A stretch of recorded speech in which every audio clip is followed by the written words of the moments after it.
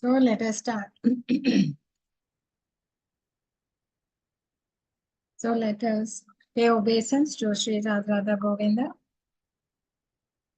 Om Ajnanatimirandasya Nananjana Shalakaya Chakshurmitam Mena Tasmai Shri Gurave Namaha Shri Chaitanya Manabhishtam Stapitam Mena Bhutale Swayam Rupa Kadamayam Dadati Swapadantikam Vandeham Shri Guru Shri Yuta Kamalam Shri Guru Vaishnavscha Shri Rupam Sagarajatam Sahagana Raghunathan Vittam Tam Sajivam Sadvaitam Savadotam Parijana Sahitam Krishna Chaitanya Devam Shri Radha Krishna Pradhan Sahagana Lalita Shri Vishakana Vittamscha Hey Krishna Karuna Sindho Dino Bandho Jagat Pate Gopesha Gopika Kanta Radha Kanta Namostute Tapta Kanchana Gaurangi Radhe Vrindavaneshwari Vrishabhana Sute Devi Pranamami Hari Priye Vancha Kalpatrabhyascha Kripa Sindhevacha Patitam Nam Pavnebhyo Vaishnavyo Namo Namaha Namo Vishnu Padaya Krishna Prasthaya Bhutale Srimati Bhakti Vedanta Swamiti Namine Namaste Saraswate Deve Gauravani Pracharine Nirvishesha Shunyavadi Paschat Desha Tarine Jayo Shri Krishna Chaitanya Prabhu Nityananda Shri Advaita Gadadhara Shivasadi Gaura Bhakta Vrinda Hare Krishna Krishna Krishna Hare Hare Hare Rama, Rama, Hare Hare, Hare Krishna.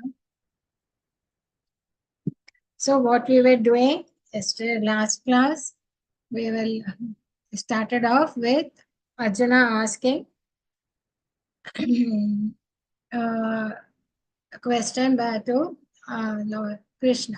He was saying, what is true renunciation?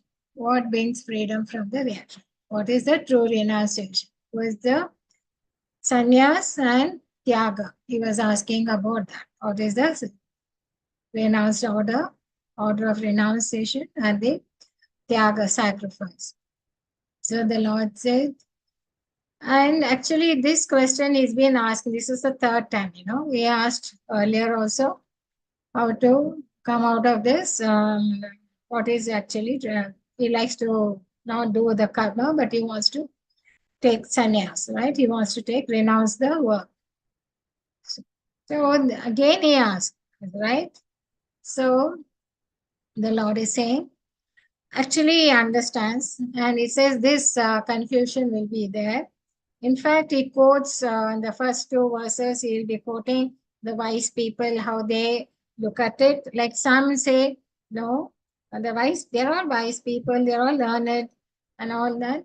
But among them, their thinking is like, let us why do any actions and all, because it will give reaction. Let us not do any activity. They want to renounce the activity itself. They just want to be frugal, like the impersonalists, Mayavadis. They feel everything is, it lead us to that. But some say, no, let us not give up activities like sacrifice, charity, and penance, because that will purify us. But some say, you just don't have to renounce the work, only renounce the fruits. So it is like confusing. They're all learned people, they're all wise people, but their perceptions are different. So he says these are there. But what I feel, my opinion, he says sacrifice all those purifying activities, sacrifice, then penance, charity, they not should be given up. But how they should be done? They should be done without any this thing attachment. That means you should do it with detachment. Okay, giving up the results to the Lord. So that should be the intention, but they should be given up. But then he talked about the renunciation. People, they renounce in the mode of ignorance. How do they do it? That is, they don't want to take up any responsibilities. They just don't want to take up because it is too much of troublesome and they don't want to do their prescribed duty. So they would rather take up renunciation so that they'll be free from it. That's what they think. Okay. But actually, that type of renunciation is not proper, and it is done in the mode of ignorance. Okay. And actually, what the people will see, if anybody they see in a sannyasi for clothes and all, they think, oh, he is highly learned, he must be this thing, knowledgeable, and he is advanced in devotional life. That's how he has renounced and he has come. But when they do that renunciation in the mode of ignorance, it is actually fooling the people. They are not that knowledgeable. They only want to, it's like a escapism from the prescribed duties, right? So that is done in the mode of ignorance. Whereas people who renounce the mode of passion, they find it troublesome. They don't feel like doing it. They don't want to uh, take that much of trouble to do the prescribed duties. Okay. So they are in the mode of passion. And mode of goodness, they just do it in as their duty. Because it has been to be done, they will do it. So Krishna was explaining the psychological way, how philosophical way, how renunciation can be is done in three modes of nature. Depending on the nature of the person, of the living entity, how he does that action, the renunciation, right? Then he go after explaining the physio, what should be done and what is a purification activity should be done and how prescribed is to be done and how people do it in different depending on their nature, the modes of nature he explains, right? Then he goes step further talking about Sankhya philosophy. Same the action, any activity. Now he talks about it goes into deeper analysis, Sankhya analysis. Okay. There he says there are 5 factors involved in it. What are the 5 factors? It is the performer, the place of action, the facilities and the senses, and finally the superset. So unless these 5 are there, it's not that you cannot claim that I am the only one who's doing it. Okay. So there's a doership mentality comes in there. He says if you come out of it, if you understand that you're not the only one, you need all the other 5 factors for an action to be, for an activity to be done, then you'll realize that you're not the only doer. Okay. Like we gave the example of the marketplace. In a marketplace, you need a place for to do business, right? And there must be a seller as well as a buyer. And there must be goods also to sell and things. And also you need the sensors, like you have to touch the goods, you have to talk about the price, you have to dealing. So all that you have to use a sense, you have to come to the market to do it, right? And the whole thing can be done only if the sanctioned by the supervisor, right? So we had that example. Even the example I told about taking this class, I need a laptop, internet, I need the even the content for this taking the class, and also the one who takes the class and you people who are attending the class. So all that comes involves as well as the Lord's sanction should be there for completing the class. So if you come out of this doership, you might be doing the activity, but if you come out of, when you think of from this mentality, then you won't be caught with the reactions of the action. Otherwise, you will be entangled with the reactions for that particular activity, anything. Then, so entanglement. Then after that, he talks about, it goes one more step. What is the motivation for that activity? What is the thing which motivates you to do it? What is that which will impel you to do it? The beginning, like, Hans said.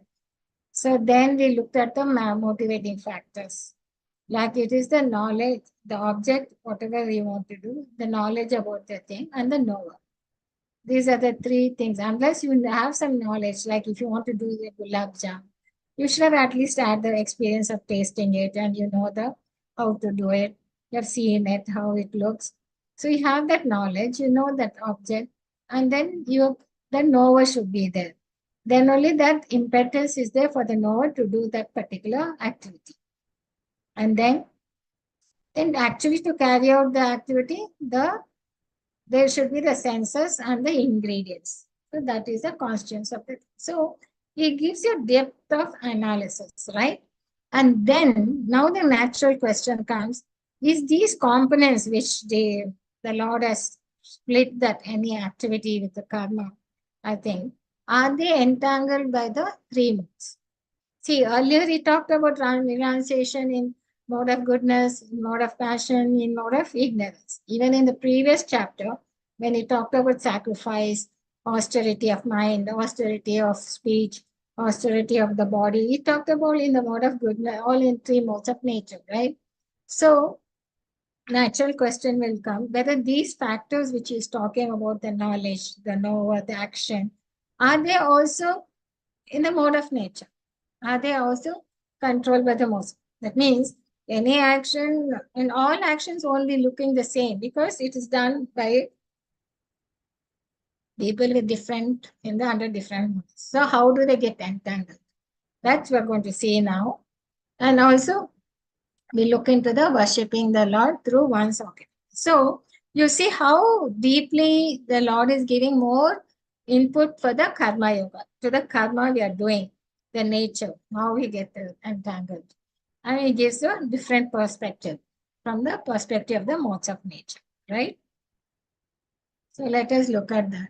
So according to the modes of different modes of material nature, there are three kinds of knowledge: action and performance. These are the three primary components for any activity. Now hear from me. So Jnanam karma cha karta cha traideva guna vedata prochaita guna santyana atachala. Okay. So we looked at renunciation, I said, sacrifice, spiritual duties, and we looked at reactions and the motivation factors, right? For karma, and we got some knowledge on these things. So from 19 to 40 verses, he's going to talk one's work according to the five factors is dictated by the three modes of nature. So this includes the knowledge for the action. Then action itself, what is the nature of the action? Then the one's performance of action, the one who is performing it. Then one's buddhi, how he is doing it, with what understanding is carrying out that activity. Then how determined he is to do that activity to the rest. And finally, what is the phala? That is the happiness. So all these are covered in these verses. All activities within the universe are thus controlled by the three modes of nature. This is what the Lord says. Okay. So three kinds of knowledge is based on the material. First step, that is the first step in any action. You have to have a knowledge, otherwise you can't do it, right? So that knowledge, which one undivided spiritual nature is seen in all existence, undivided in the divides, knowledge in the mode of goodness. I mean, this is, we are talking about the transcendental knowledge, the spiritual nature, okay? That knowledge by which a different type of living entity is seen to be dwelling in different bodies is the knowledge. See here, in the mode of goodness, what the person is a samadarshan. He sees the super soul in all the living entities, right? Even in the ant and thing, he sees that it's a samad. Only thing is, they've come in the different bodies depending upon their past karma. So that, and what is body and what is soul and what is the thing eternal, what is temporary. So that knowledge is there with him. Okay, that is the knowledge in mode of goodness. Whereas by which a different type of living entity is seen to be dwelling in different bodies is the knowledge in mode of passion. Okay. Just 1 second. There's somebody there.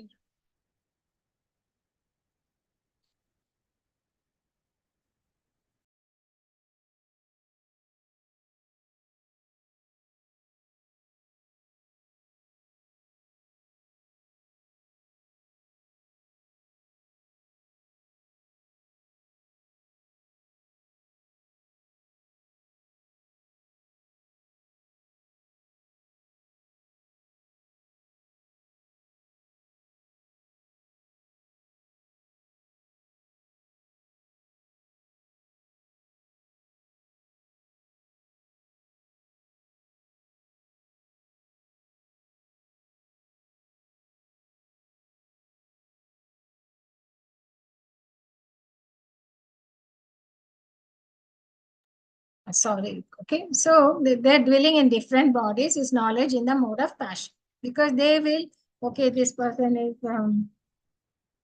Indian, this person is American, or this person is. So they differentiate, and they are in that different type of living essence. And the knowledge is that is opposite to the goodness.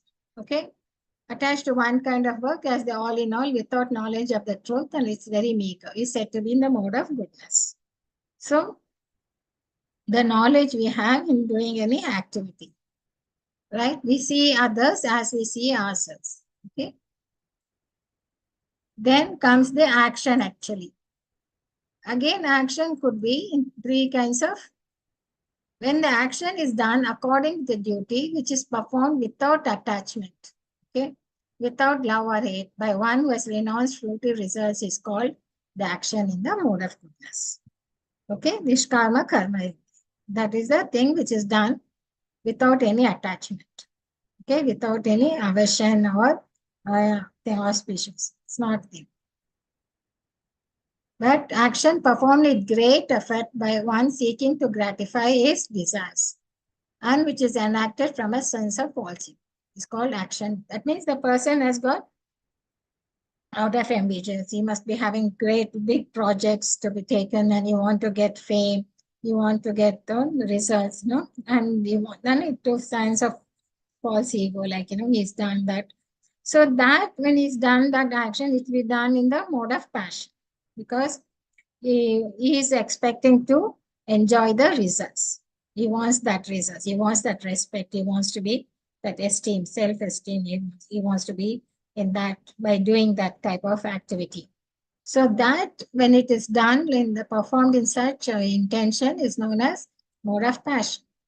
That action performed in ignorance, without consideration of future bondage or consequence, which inflicts injury and is impractical, is said to be in the mode of ignorance. Here, when you do some activity and you're actually harming somebody, okay, you're not thin, and you're not bothered about whether you're inflicting injury to them or not, and you're doing big karma, sinful activities. So, such kind of activities which is done, which is bringing harmful to the others, it is said to be the action done in the mode of goodness, ignorance. Okay. Then, what are the performance of the workers? So now we saw about the knowledge, we saw about the action itself. Now we are looking at the nature of the workers. The worker who is free from all material attachments and false ego, but is very enthusiastic and resolute and who is indifferent to success or failure, is a worker in the mode of goodness. He is the worker in the Krishna consciousness, right? Because he's not bothered, because he'll be doing his work as a duty, So he's not bothered about the success or failure. Na Kanshati, na Soshanti. He is very enthusiastic because he's doing all the work for the Lord. So he has no material attachments and no ego. And he knows he's a servant of the Lord. So he's working that worker is in the mode of goodness. But that worker who's attached to the fruits of his labor and who passionately wants to enjoy them, he'll become very greedy because his desire will never be satisfied.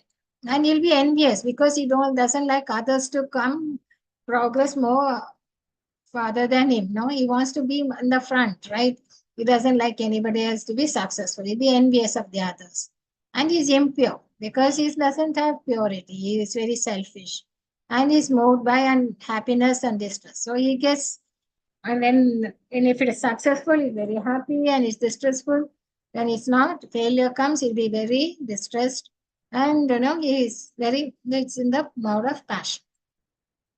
But worker is always engaged in work against the injection of scriptures, is materialistic, obstinate, cheating, expert. That means people who work in the casinos and all, no?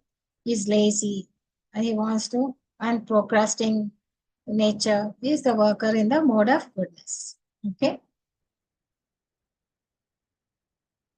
And this is take big projects, as I said, and these people are the ones in the working in the casino.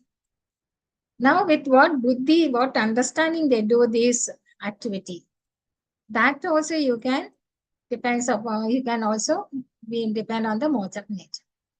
That understanding by which one knows what ought to be done, what not to be done, what is to be feared, and what is not to be feared, is binding and is liberating. That understanding is established in the mode of goodness. So when he is in the mode of goodness, he gets all this understanding.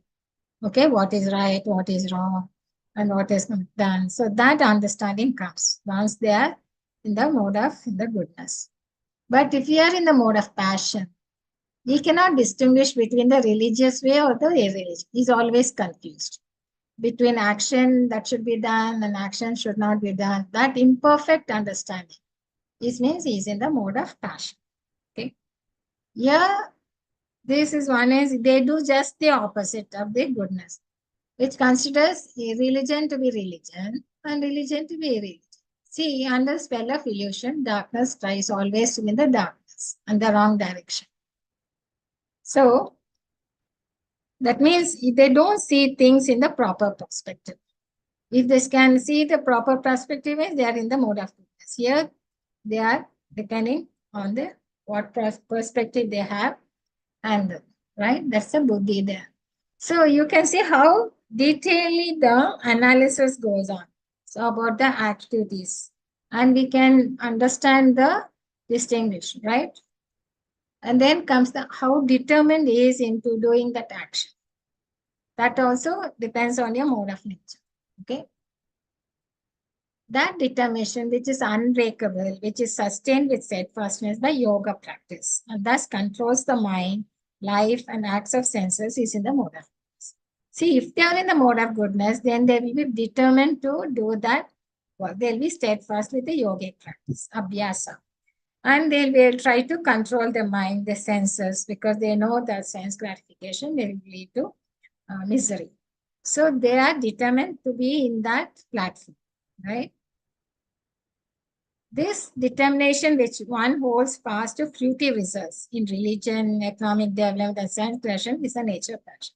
Here he is very much determined to get the results, determined to achieve that at any cost, because that is what for him it is. So that determination, which is result oriented, and this is the nature of passion. Okay, for sense gratification. That determination which cannot go beyond dreaming, fearfulness, lamentation, morousness, illusion. See, here they are determined to be sad. They are determined to be failure. There are people, you try to encourage them, try to make them look at the positive things. No, they want to look at the negative. They want to always be sad. They are determined to be like that. Whatever, to be in that lamenting mode, to be morosive mode. And that kind of unintelligent determination is said to be in the mode of darkness. Okay. To get the results. So they are very much. So these are the three types of things. Then happiness. Happiness is the result, for any activity when you do, you get some phala. Phala is what the happiness. Actually, no, we think many people know they look very happy and all that. And they may not be doing only this. They might be doing impulse activities or things, but they'll be all cheerful and everything. But the quality of happiness is what we have to look at, because that's what the Lord is going to describe. Okay. That which in the beginning may be just like poison, but at the end is just like nectar, and which awakens one to self-realization. That is said to be happiness in the mind.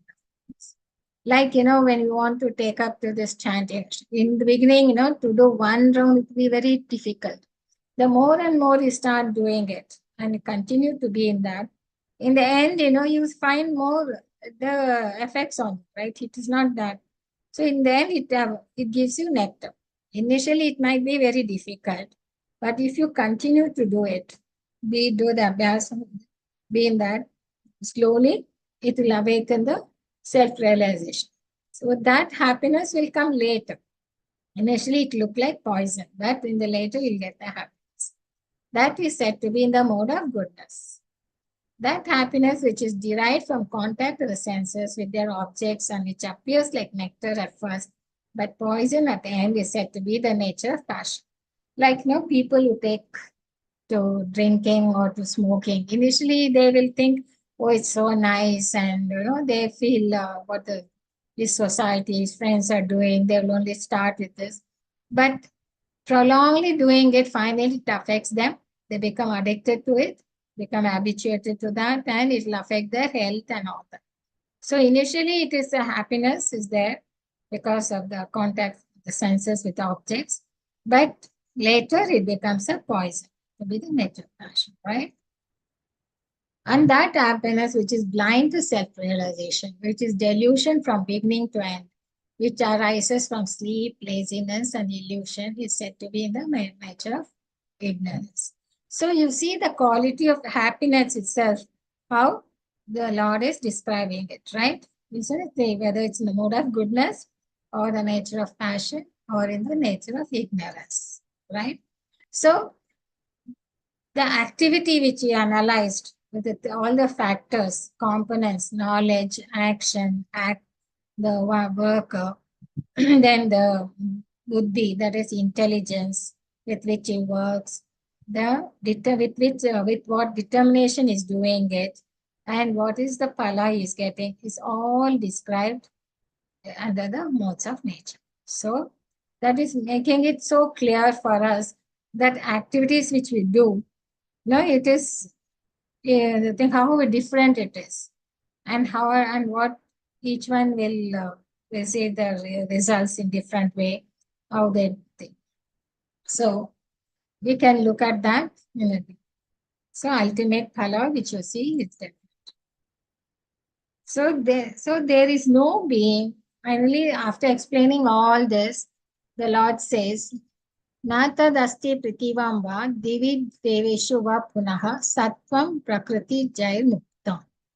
KB said, there is no being existing either here or among the demigods in the higher planetations which is freed from these modes born of material nature. So as long as we are in this material nature, we will be bound by these modes of nature, right? So there is no way we can come out of it. That's what the Lord said. Is there because we will be entangled and we will be. So unless we cultivate and try to come out of it, or we rise, Krishna, the Lord says, no, in chapter 14, the Prabhupada says in the purport, whether you're in the mode of passion or ignorance, why don't you try to rise to the mode of goodness? At least then you will have a chance of going beyond that to the Vasudeva nature, that is the Shuddha Sat. At least we should rise to the level of goodness. Okay? So this is what now he says there is no escapism. Everybody will be entangled as long as you are in this thing. So whatever we are doing now, we might feel very happy or comfortable and things. So we have to only ask when you look at all this analysis, is the level of my happiness, what is that level I have? Is the happiness that I'm experiencing all and all? Or is there a better and higher level of happiness? So what is the human life is for? It's not that thinking this is happiness, then what is? So we have to see that we have to look introspect inside. What is it we want and what is it we are and what is it we are having? Are we enough or we want to be just in that comfort zone or we need to look beyond that? So that is what now the Lord is going to tell us. Okay? How to go beyond that and what is the higher level. So from 41 to 48, he's going to tell freedom from reaction by occupational. See, we were talking about Varnashrama Dhamma, right? Right. Now he's going to talk about that. All work is controlled by the modes, yet one can become free from the reactions of work by acting as a Brahmana or a Kshatriya or Vaishya or Sudra in Nishkama Karma. Finally, he comes to Nishkama Karma. That means while worshipping the Lord through that work. That means you can be in any of the varnas. You could be a Brahmana, you could be a Kshatriya, you could be a Vaishya or a Sudra. But as long as you do your work, Nishkama without attachment and worshipping the Lord through that, then this work, even if faultily done, is better than accepting another's occupation. prescribed duties and never affected by sinful reaction. So in these verses, he's going to say that. Let us look into it. So there are 4 kinds of ashrams, right? What are the 4 kinds of ashrama? Brahmana, Kshatriya, no, ashramas, yeah. Kshatriya and the Shudra and the Vaishyas. These are the things. So here the Lord is now explicitly telling us what is the qualities with which the Brahmanas work, the qualities with which the Kshatriyas work, the qualities with the Vaishyas work, the qualities with the Shudras. It doesn't mean that because you're a Shudra or you think that you are not entitled to get liberated. No, never in this Bhagavad Gita it says that if you are only a Brahmana, you become liberated. No, it doesn't say. Everybody can. All you have to do is you have to do your duty in whichever you are in that and do it for worship the Lord. Just long as do that, then you can get liberated. So now what the only thing is, depending on your nature, you will be taking up that kind of work. Either you will be doing the work of a Brahmana, or you'll be doing the work of a Kshatriya, or you'll be doing the Vaishyas or the Shudra. So what are the qualities with which the Brahmanas work? Peacefulness, samadama tapa shaucham. Peacefulness, self-control, austerity, purity, tolerance, honesty, wisdom, knowledge, and religiousness. These are the qualities by which the Brahmanas work. And when they have these qualities, that means they are in the, mostly they will be in the mode of goodness. That will be there with them. Okay? When they have these qualities. Whereas the Kshatriyas, the qualities would be heroism, power, determination, resourcefulness, courage in battle, generosity, and leadership. These are the qualities of work for the Kshatriyas. And here they'll be mostly in the mode of passion, plus a little bit of goodness also be there. Because they're having generosity, they'll be that, and their courage, and their thing. And they'll be in passion. Mostly it will be Rajaguna, right? And little bit of Sattva Guna also will be there. Sattva Guna will be the secondary. Primary Guna would be Rajaguna. Then Shudras. What are the things? Farming, cattle raising, and business are the qualities of work for the Vaishyas. And for the Shudras, there's labor and service to the others. So Vaishyas will be mostly, they'll be in Rajaguna, and as well as secondary would be Tamas. Okay, they'll be in between that. Whereas Shudras, mostly they will be Tamaguna and Rajas Guna will be less. So that is the combinations of these things. But today we are not purely Kshatriyas or purely this, but mostly we are doing Shudras. And all are doing service of the, but there will be little of administrative work class, intellectual class, administrative class, and the service class. We have that, right? And business class. But here, the modes of nature, the Lord talks about with the qualities. Okay. Whatever be that, by following his qualities of work, Shevashve Karmani Abhirattaha, every man can become perfect. So now, though you are in different ashramas, depending on your guna, your svabhava, because you have come with certain nature, right? You're born with this nature from your past karmas. You have born with that, and you should take up a work according to your nature, and then following qualities can become perfect. Doesn't mean that only this class will be perfect and not the other class. So how? Please hear from me. Touch to know how this can be done. So the Lord is now explaining. First, he explained all the characteristics of a analysis of a karma. Now he's talking about how whichever occupation you take, depending on this, and how we have to do. By worship of the Lord, who is the source of all beings and is all pervading, man can in the performance of his own duty attain worship. That means you have to worship while doing a duty. You do the worshipping the Lord because he's a source of all beings and is pervading everywhere. Okay. So let us read Okay. Indra Mataji, you want to read this couplet? It's very nice. Hare Krishna. Hare Krishna. As stated in the 15th chapter, all living beings are fragmental parts and parcels of Supreme Lord is the beginning of the Supreme Lord. Thus, the Supreme Lord is the beginning of all living entities. This is confirmed in the Sutra Janamadi Asya Yataha. The Supreme Lord is therefore the beginning of life of every living entity. And as stated in the seventh chapter of Bhagavad Gita, the Supreme Lord, by his two energies, his external energy and internal energy, is all pervading. Therefore, one should worship the Supreme Lord with his energies. Generally, the Vaishnava devotees worship the Supreme Lord with his internal energy. His external energy is perverted reflection of the internal energy. The external energy is a background, but the Supreme Lord, by the expansion of his plenary portion as Paramatma, is situated everywhere.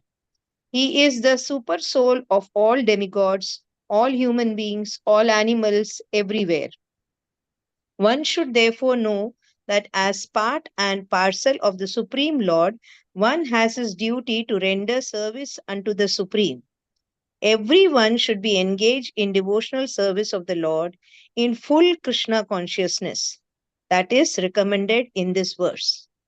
Everyone should think Go ahead, Everyone ma'am. should think that he is engaged in a particular type of occupation by Rishikesha, the master of senses, and by the result of the work in which one is engaged, the Supreme Personality of Godhead, Sri Krishna, should be worshipped. If one thinks always in this way, in full Krishna consciousness, then by the grace of the Lord, he becomes fully aware of everything. That is the perfection of life. The Lord says in Bhagavad Gita, Tesham aham samudharta. The Supreme Lord Himself takes charge of delivering such a devotee. That is the highest perfection of life. In whatever occupation one may be engaged, if he serves the Supreme Lord, he will achieve the highest perfection. Hare Krishna. Hare Krishna. Thank you, Mataji. So finally, it says you should serve the Lord because that is the devotional service to the Lord in full. You should be engaged in devotional service to the Lord. So you do your duty, keep doing it, then also do the worshipping the Lord, keeping Him as a center in your life. That's all one has to do, nothing else. So Krishna says this is the way to get out of the thing, how to get, because He is the one who can deliver us, nobody else, right? So, and the thing. It is better to engage in one's own occupation, even though one may perform it imperfectly, than to accept another's occupation and perform it perfectly. Prescribed duties, according to one's nature, are never affected by sinful reactions. You cannot think that by doing the work of the Brahmana, then I'll become liberated or thing. It's not like that. So any whichever prescribed duties are there, whichever the ashrama, there will be some fault or the other. There will be things. So you should not think. You have to do it as per your nature and nothing else. That way you won't be affected by sinful actions. That's what it is. So this picture shows, I don't know if I've explained it before, I've heard it, but anyway, I'll repeat it because I like this picture very much. It shows that these animals have come for a competition. Okay. And after coming here, they come to know. He announces the one first to come climbs his tree wins the competition. So now the question comes into the each one of their minds. Like the dog thinks, how can I do that climbing the tree? I can only run around here. And here I've come to this competition without knowing that I'm supposed to climb the tree. Where the seal thinks I can only glide over the thing on the surface, what to think about climbing the tree. Whereas the fish says, I can't even come out of the water. What more to think? Where the elephant thinks, what is this? If I go near the tree itself will fall down and There's no question of me climbing it. Okay. The penguin says, I can only hop around, nor can do the thing. Whereas monkey and the bird are very happy because they can do this job. So what it means is that each one have got their own potentiality. He has got their own nature, okay, which is they can do best. There's no need to compete with the others. They only have to bring out their potential and work as per their nature, as per what their capacity is, and keep the Lord in the center. That's all the Lord says. He says, you just do it as per your nature. Don't think about competing with somebody else or copying somebody else's nature. You do as per your nature and worship me. That's all you're needing. Then you won't be affected by sinful actions. Okay, if you go against your nature only, you will be in trouble. Okay. Every endeavor is covered by some fault, just as fire is covered by smoke. Therefore, one should not give up the work born of his nature. So here he concluded, says everything in whatever work you take up, there will be some fault or the other because nothing is perfect. And we are not perfect. We are also having imperfections and anything. So any action we do, there will be some portion which is good and some portion will be faulty, right? So, but once you work with the Lord, I mean, doing Nishkama Karma, you might be offering such an imperfect work to the service to the Lord, fine. But the Lord won't be, He's very merciful. He knows there is some fault, there is some defects, but still He will accept it. And slowly, slowly, He will be giving you the understanding, the spiritual knowledge, which will help you to overcome your defects, overcome things. That means He will help you to purify your activities. So the more and more you do the devotional service or do it as a service for the Lord in Krishna consciousness, what happens? It starts purifying you. That purification, when it progresses, then your defects in the activities also will start reducing. So he says here, he understands. He says, even if such work is full of fault, don't give up the work, okay? Born of your nature. In conditioned life, all work is contaminated by the material modes of nature. Even if one is a Brahmana, he has to perform sacrifices in which animal killing is necessary. Similarly, a Kshatriya, however pious he may be, he has to fight enemies. He cannot avoid it. Similarly, a merchant, however pious he may be, must sometimes hide his profit to stay in the business. Or he may sometimes have to do business on the black market. These things are necessary, but one cannot avoid them. Similarly, even the more a man is Shudra, serving a bad master, he has to carry out the order of the master, even though it should not be done. Despite these flaws, one should continue to carry out his prescribed duties, for they are born of it his nature. So, example is given about the fire here. The verse, all the fire is pure, still there will be smoke. Yet smoke does not make the fire impure, isn't it? Even though there is smoke in the fire, fire is still considered to be the purest of all elements. If one prefers to give up the work of a Kshatriya and take up the occupation of a Brahmana, he is not assured that in the occupation of a Brahmana there won't be any unpleasant duties. See, one may then conclude that in the material world, no one can be completely free from the contamination of the material nature. So this example of fire and smoke is very appropriate in this connection. When in winter time one takes a stone from the fire, sometimes smoke disturbs the eyes and other parts of the body. But still one makes use of the fire despite disturbing conditions. Similarly, one should not give up his natural occupation because there are some disturbing elements. So this is what we should realize. See, when the Lord himself saying that there will be disturbing elements, there will be faults, but you should not give up. You should be determined to serve the Lord by his occupational duty in Krishna consciousness.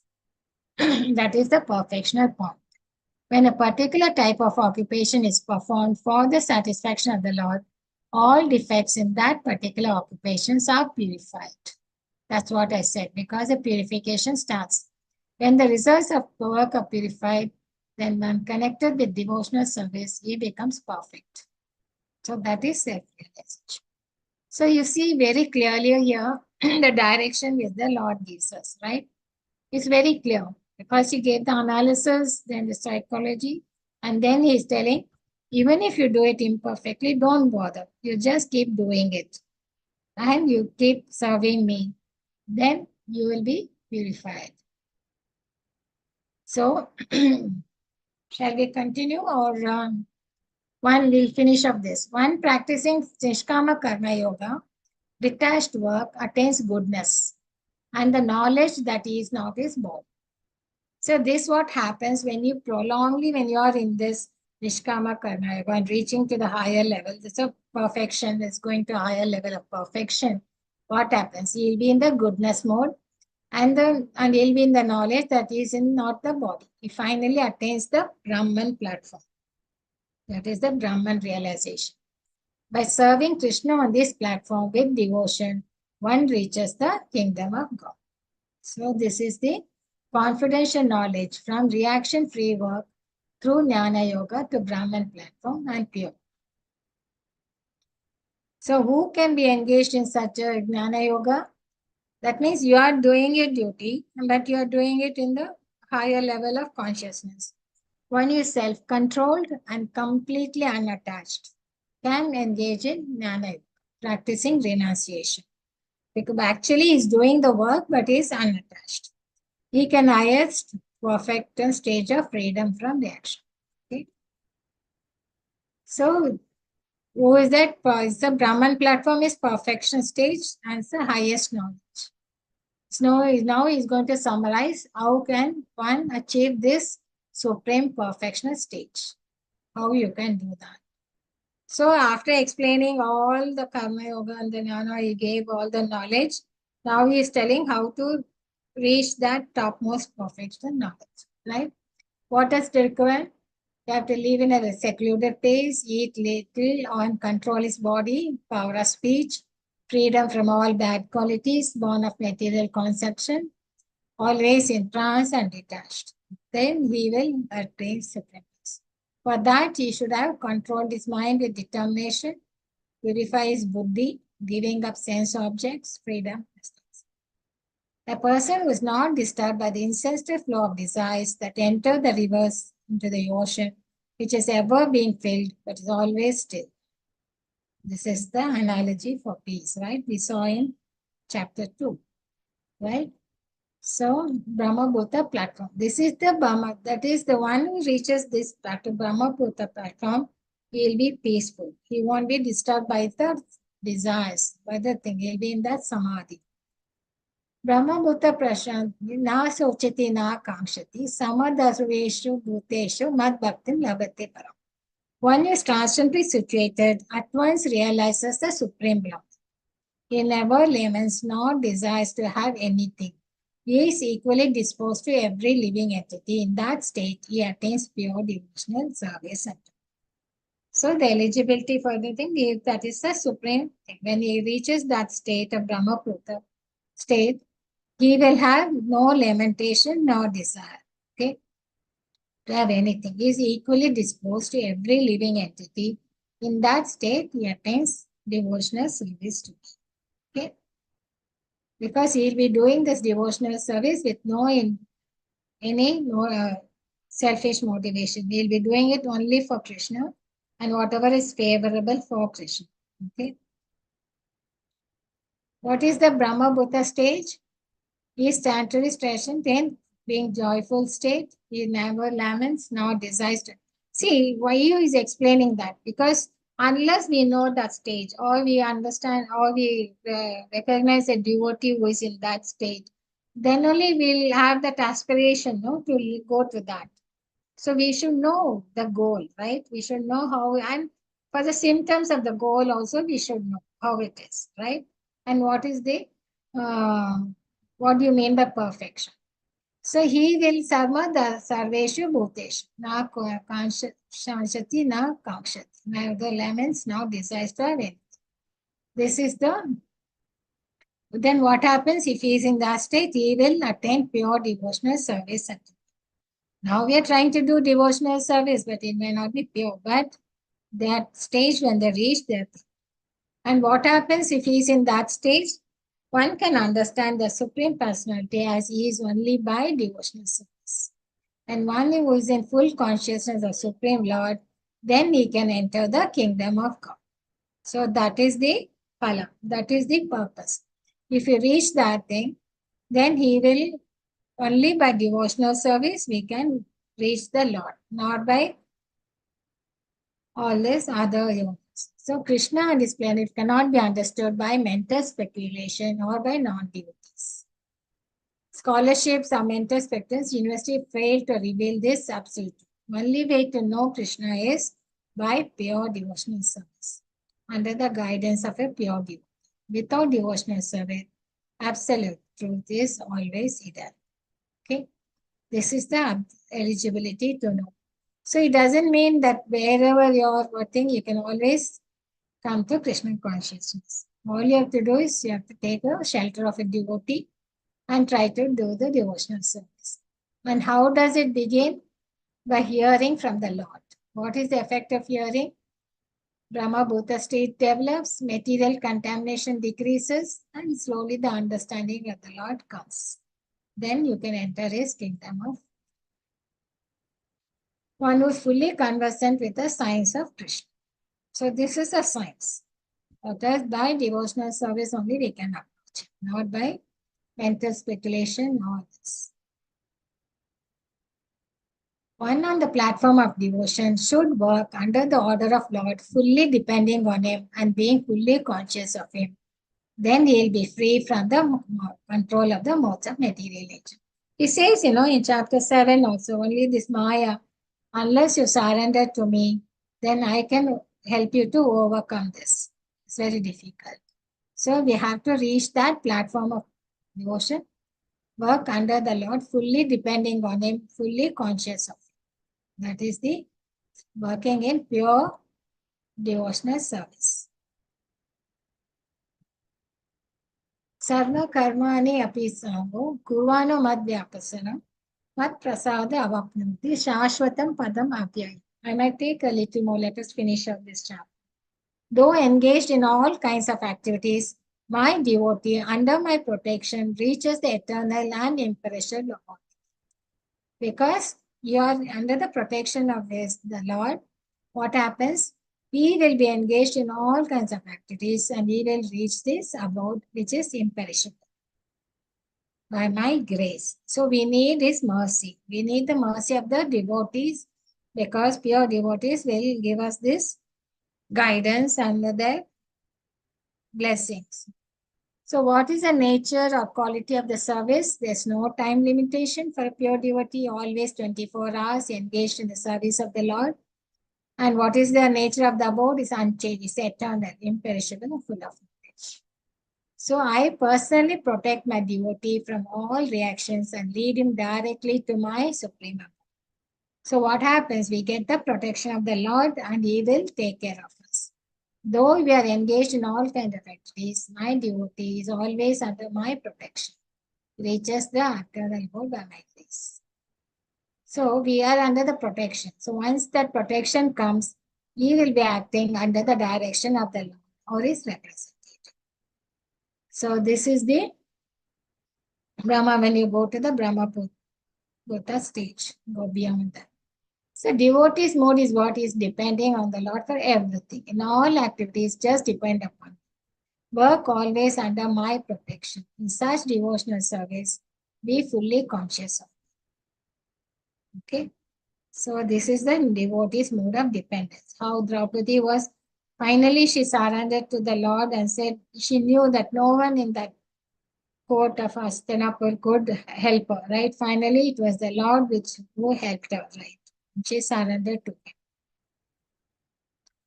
Mat chitta sarva surgani, mat prasada tarshil. If you become conscious of me, you will pass over all the obstacles of conditioned life. But if you do not do that, then you will act through the thing and you will be lost. So, finally he says, unless by devotional service, then you have to be conscious of me. Then only you will be come over the obstacles. See, final instructions. Finally, it comes to say, after explaining everything about our lifestyle, how we have to be, and what activities. Finally, it says you have to do Nishkama Karma Yoga, do devotional service. And being in this conscious of Him, we will pass over the obstacles of conditioned life. Otherwise, we'll be lost. Right? If you become conscious me, you will pass over all those things. Otherwise, you'll not. So discussion in the proper Krishna consciousness is free from all anxieties. Because executing duties of his, Krishna becomes his friend and he looks after his comfort. Krishna consciousness person is liberated and free to act because everything is prompted by Krishna from within and confirmed by spiritual master. Otherwise, the conditioned soul is always under the strict material laws. So, this is that. Acting under Krishna or illusion. Arjuna is Kshatriya to his, and his duty is to fight for them. Even if he avoids to fight, the most. So Arjuna might think like, why this thing, but he's a Kshatriya. He'll even if its nature is to fight, so he'll be fighting anyway. But now, if he fights, he can fight under Krishna, for Krishna, or he can fight under the modes of illusion, that is under the Maya. So either you could be under the influence of Krishna or you could be under the influence of Maya. So if you do not act according to my direction and fight, then you'll be falsely directed by your nature. You have to be engaged in warfare anyway, this way or that way. So that is what here we understand. So what do we understand by according to the nature? Arjuna as a Kshatriya has a natural duty fight, right? Why refusal to fight was under false ego? Because he was fearing that by killing his relatives, he will incur sinful reactions. And he has forgotten the relationship with the Lord and considered himself as the master of his actions. That is why he was in the illusion, right? So the Lord says, if you do this, unnecessarily we have to execute the order of Supreme Personality of Godhead, and that will keep one safe under all circumstances. Okay. So acting under Krishna, if you do not follow my orders, you will be compelled to follow the orders of Maya. So anyone who voluntarily engages himself under the direction of Supreme Lord becomes glorious.